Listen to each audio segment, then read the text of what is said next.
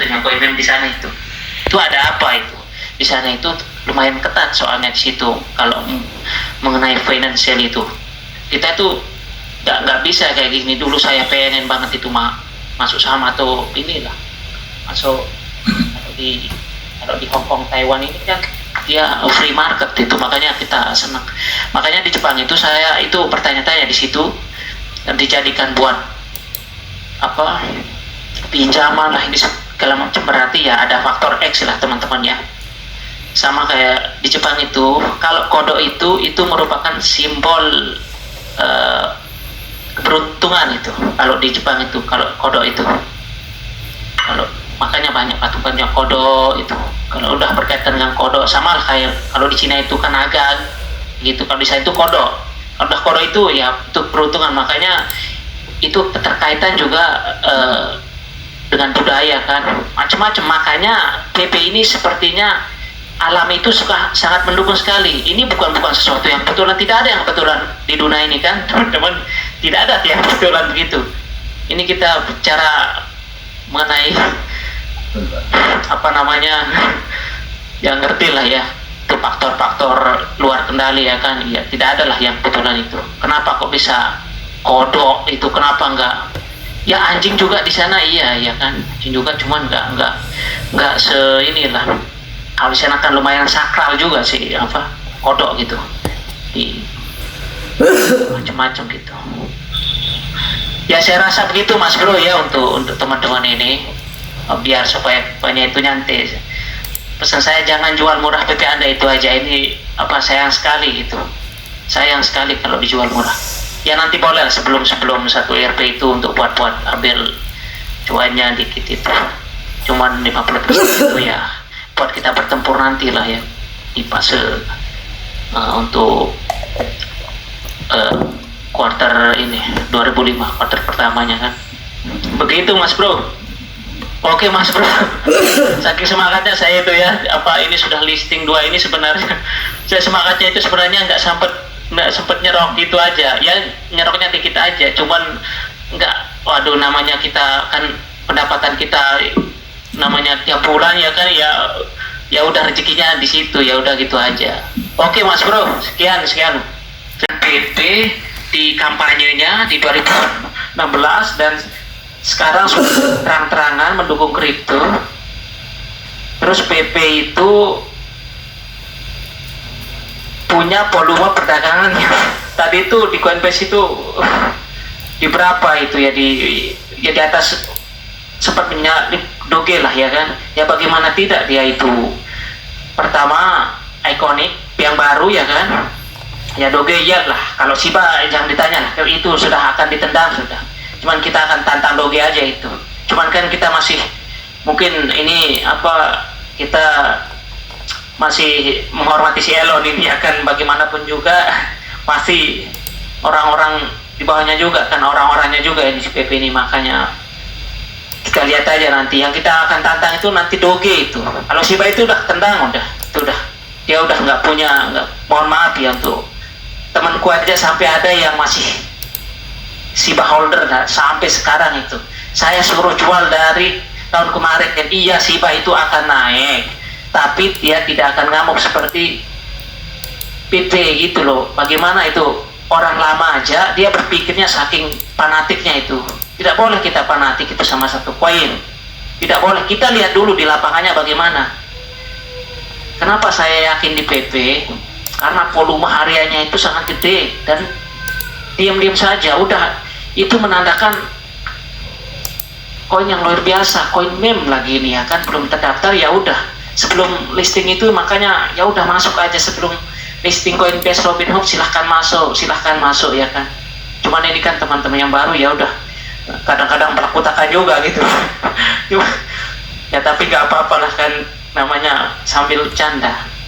Makanya saya tetap di sini juga sama Mas Bro itu, dia itu punya keyakinan sama kayak saya itu, sama seperti saya itu meyakini si PP ini dari sudut pandang ya kan, dari data di lapangan apapun mendukung. Makanya sekarang sudah kemarin itu pas listing di 2 itu udah game over sudah itu, sampai tinggal nunggu duduk udah ya kalau mau ngambil ya udah ambil modalnya aja lah ya kan.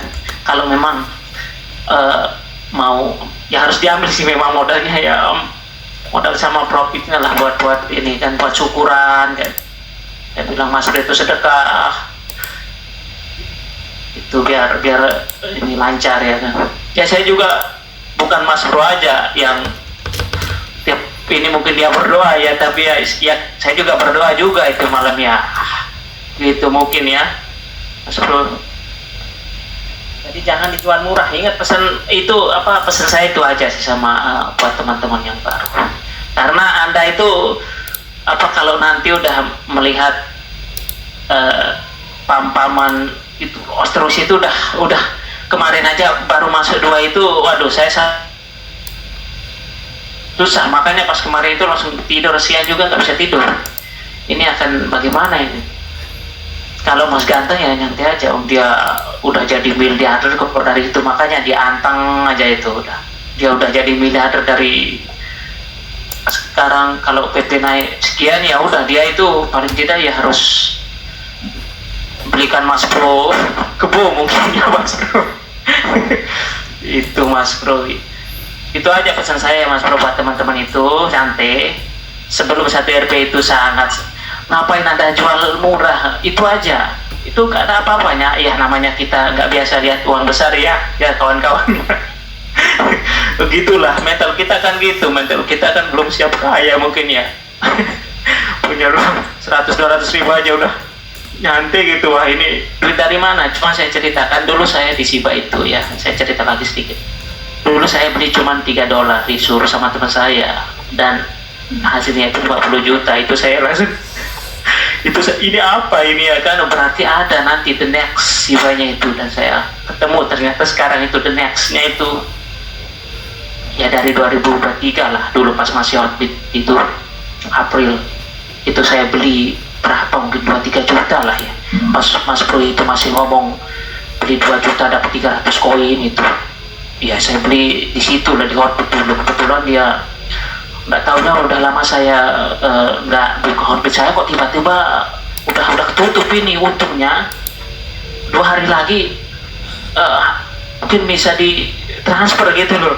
Waduh itu pun biayanya hampir 1 juta buat transfernya 2 kali lagi, itu kok gagal terus. Saya lihat YouTube, bisa nggak ini kalau rezeki ya, tapi duit saya di situ udah jadi berapa, 9 juta di situ dulu itu. Yang modal kita gitu kok ya udah, alhamdulillah itu yang masih saya hold sampai sekarang gitu loh. Jadi sebenarnya yang bikin orang-orang kaya itu kan begitu, yang dia hold itu sebenarnya itu seperti yang tanya aja itu si Widam Sutanto, Indodang itu, yang dia lupa kadang dia hold itu baru yang bikin. Ya kalau main swing trading ya bisa lah, cuman kan kita nggak expect di situ, makanya udah hold aja gitu.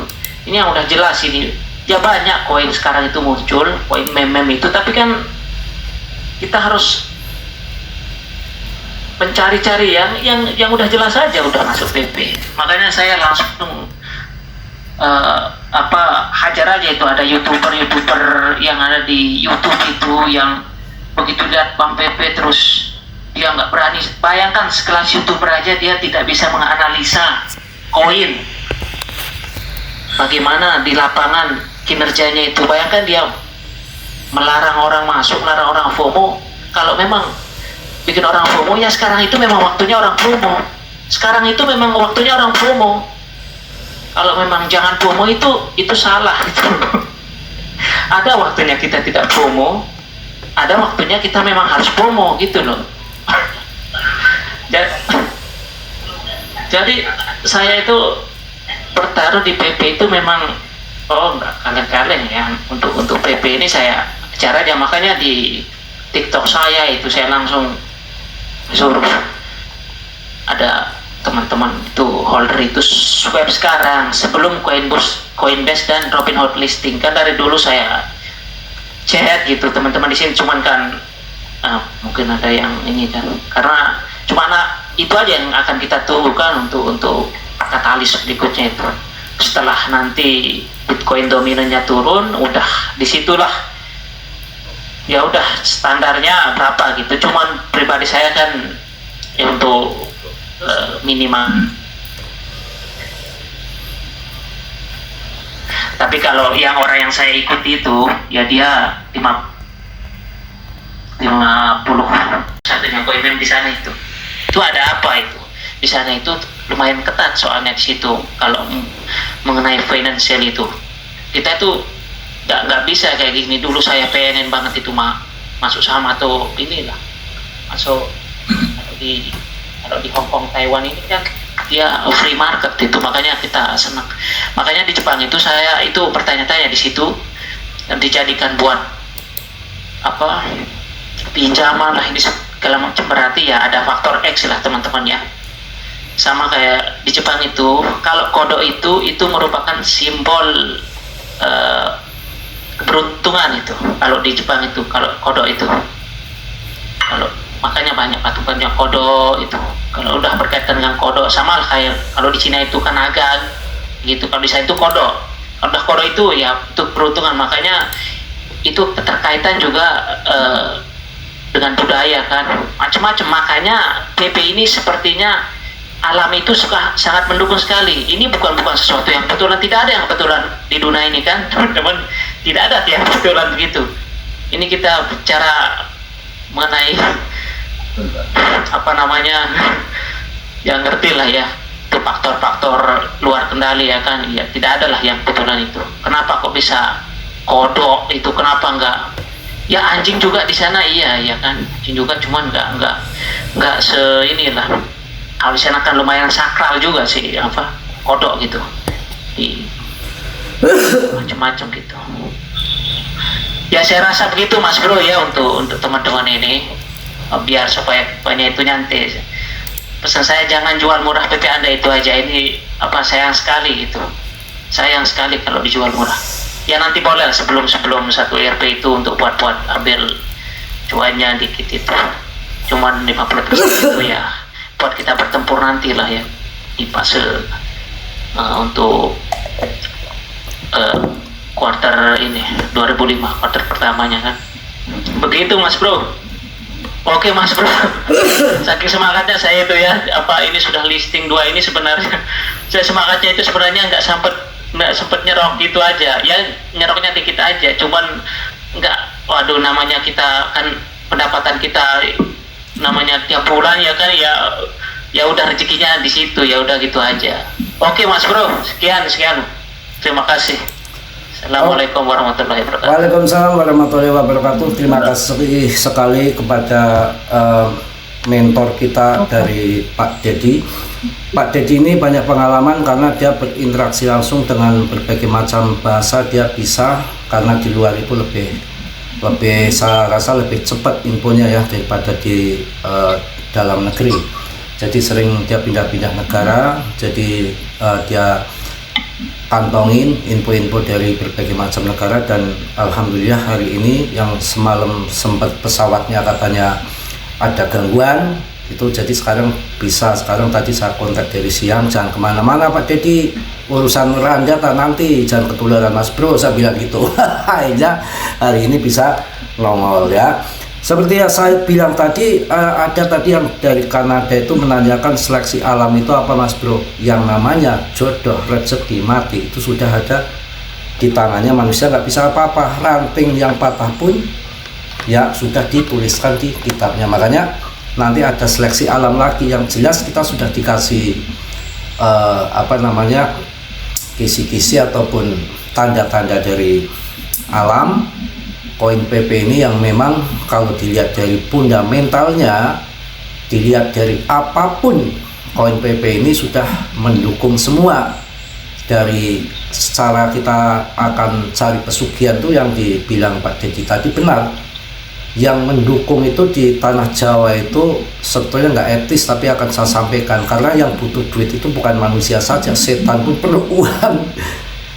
Jadi para paranormal, dedengkot, termasuk para dukun-dukun itu sampai meritualkan koin PP supaya terbang tinggi. Jadi ada faktor, kalau saya di faktor alam ya, bahwa di jalur darat, jalur udara ada, dan juga para yang alim-alim ini kan juga banyak juga di kripto ini kan yang membeli PP juga. Jadi saya secara Japri pribadi itu yang memang ahli dalam bidang agama itu, mereka serentak memberikan sedekah walaupun 5.000 ataupun 10.000 diamplopi semua ke anak-anak yatim yang jumlahnya 44 amplop yang akan melakukan itu. Yang percaya ya silahkan, 44 amplop nggak perlu banyak, serelanya saja itu untuk 44 anak yatim disedekahi untuk memperlancar daripada koin PP ini.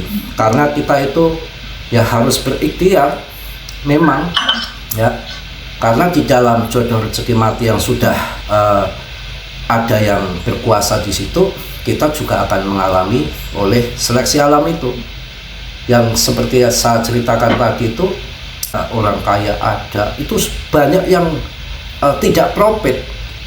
Beli di harga pucuk kemarin di 0,27, sekian bulan 5 bulan nggak naik, putus asa, dia jual. Sekarang setelah naik, Japri saya kecewanya nggak karuan. Dia bilang ngenes sekali, saya orang tersial dunia mas bro. Padahal duitnya banyak ya, kalau saya lihat dia itu udah kayak di surga ya, miliaran uang masih punya.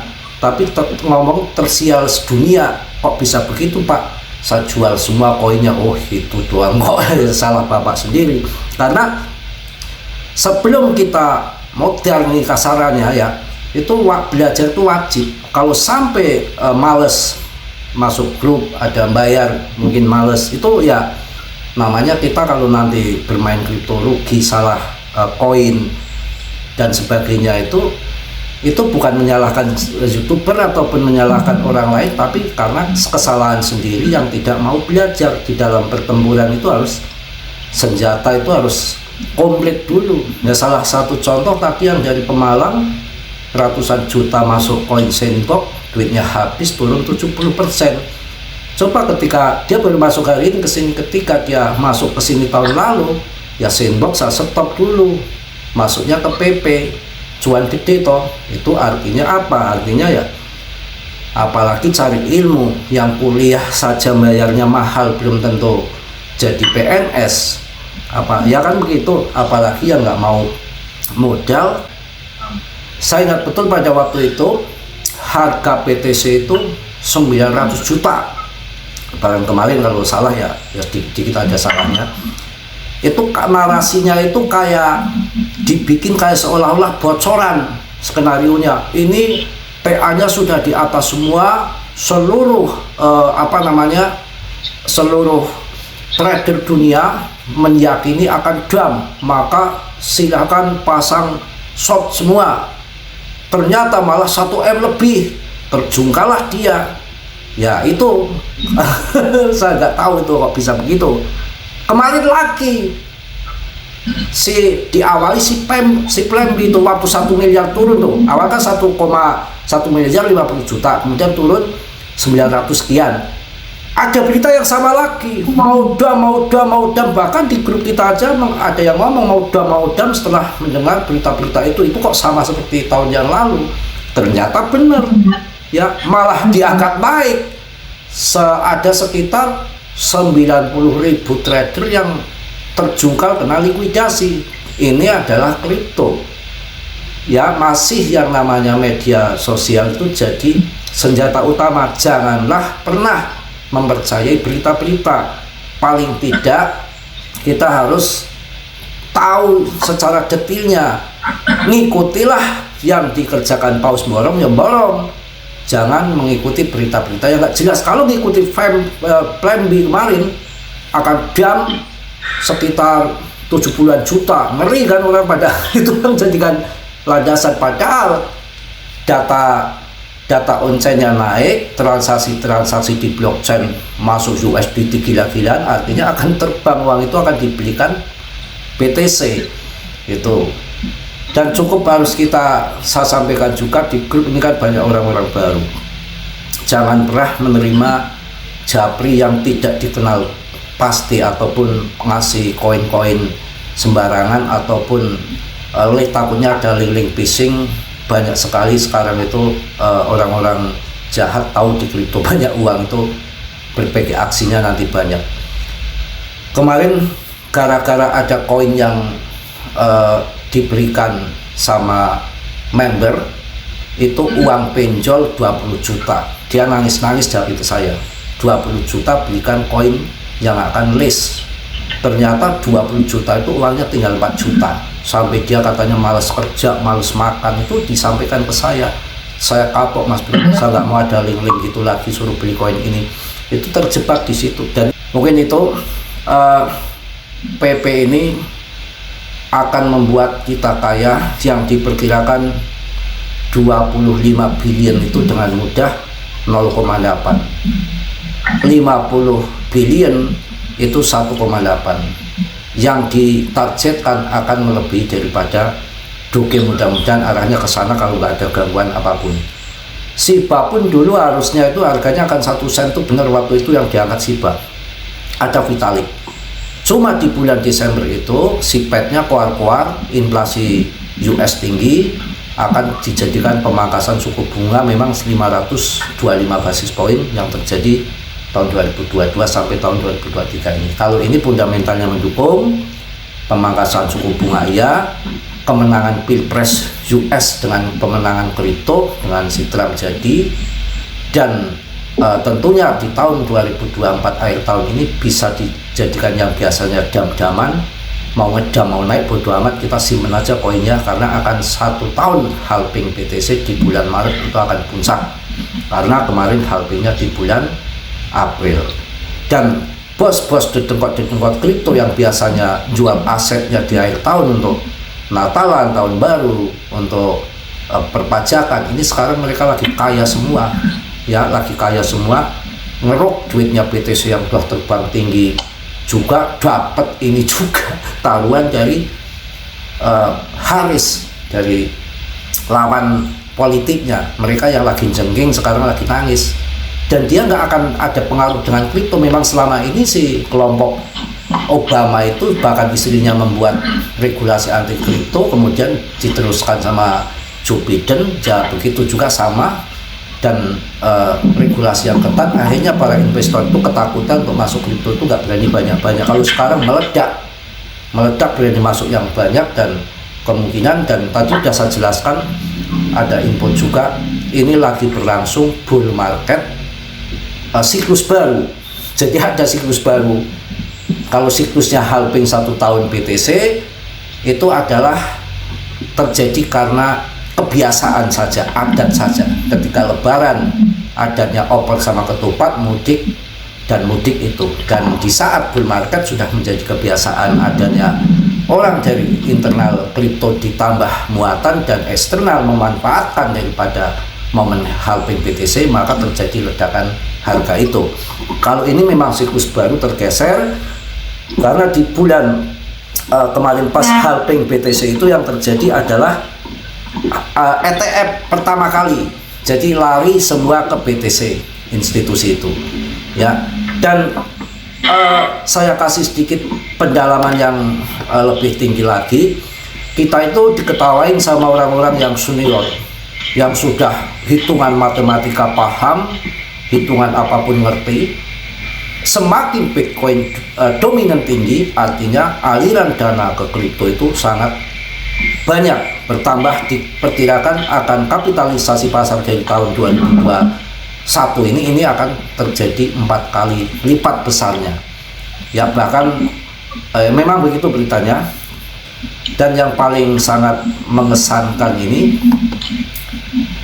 mungkin ke depan Desember sampai Maret itu akan terjadi lonjakan terus, walaupun koreksi mungkin nggak akan terlalu dalam karena adanya ETF support itu, jadi demandnya tambah, ya. Untuk PP ini sekarang baru masuk Coinbase Robinhood itu, bos-bos dedengkotnya itu belum masuk. Sekarang yang terjadi itu orang-orang FOMO, orang-orang yang investor abal-abal, ya, yang mana di situ main scalping, biarin dulu. Dan kita yang FOMO, nah setelah ini sudah anteng nggak ada turun lagi, mereka udah pada keluar, waktunya bos-bos ngepam, ya udah terbang tinggi, nggak terkendali, mereka para trader dipancing di harga atas. Ya, dan jadi patokan ini kalau orang-orang yang senior nggak akan mau ngasih patokan BTCD ini, dia akan jadi patokan karena Bitcoin dominan ini jadi patokan. Ini dana yang sudah masuk ke kripto, orang itu akan serahkan ke pancing, waktunya sudah puas di BTC, aliran dana akan lari ke altcoin. Ini nanti kalau Bitcoin dominan sudah turun di 60 menjadi 58 saja terbanyak PP nggak ngotak, ya kan? Apalagi nanti sampai 50, kayak apa? 50% aliran BTC masuk ke altcoin, gila. Ini yang ada di meme coin ini di PP itu belum seberapa. Si BlackRock saja nyicil, ini nyicil bukan borong, nyicil aja sekali nyicil BTC 17 triliun, 1 triliun masuk ke PP, kayak apa harganya? Ya, itu yang wajib kita ketahui, dan tidak ada jaminan modal besar akan untung besar yang ada, yang saya sampaikan tadi malah bonyok bangkrut karena nggak mampu terseleksi alam, sudah dijual duluan gitu. Yang modal kecil punya koin paling-paling 50 juta 100 juta, dia mampu di hold nanti di harga tinggi, itulah pemenang. Karena di dalam datanya itu yang mampu dijual di harga tinggi itu hanya 2% yang lagi bener dijual harga tinggi, yang lainnya itu udah rontok di jalanan. Ini sekarang baru 0,3, nanti kalau 0,7 0,8 kalian tahan nggak tahan, kalian jual kantongi nggak apa-apa, tapi kalau nanti terpancing kegoda setan masuk di harga tinggi, habis lagi ya. Oke, kalau nggak ada kita tutup. Terima kasih Pak Dedi, barangkali mau nambahkan Pak Dedi? Jadi saya cukup Pak Dedi. Iya Mas Bro, terima kasih. Itu aja yang pesan saya itu tadi. Iya, silakan ada yang nanya Mas Bro, itu silakan. Saya tak pamit dulu Mas Bro ya. Oke, saya ini mau kerja. Terima kasih Pak Dedi. Urus ya. Siap. Yuk. Assalamualaikum warahmatullahi wabarakatuh. Waalaikumsalam warahmatullahi wabarakatuh. Selamat malam semua.